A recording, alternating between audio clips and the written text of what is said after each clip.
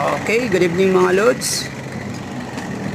Ito yung tatlong VMAX ko, isang white, isang black, tsaka isang blue. Yan, tinry ko silang dalawa. Yan, medyo maliit lang yung restra ko dyan kasi hindi kasya sa bahay. Pero ang restra ko talaga kalahating court ang laki.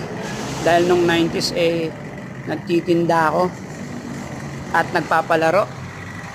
Naitabi ko yung mga restra ko, siyempre. Kalahating court yung laki ng aking racetrack.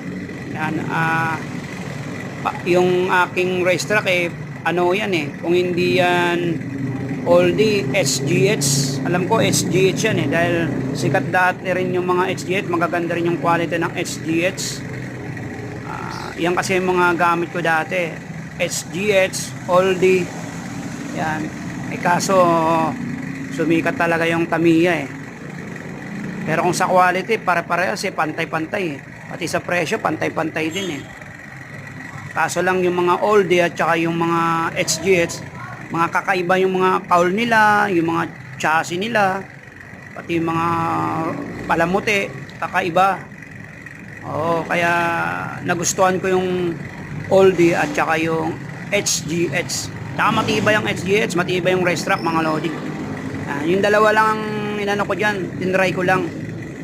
Black tsaka white na FMA VMAX. Ayan. Pero kung mahaba yung racetrack, makikita yung tamang bilis. Isang ikot lang kasi. Sige mga lods, hanggang sa muling pagbibideo at panonood ninyo. Hanggang sa muli, ingat!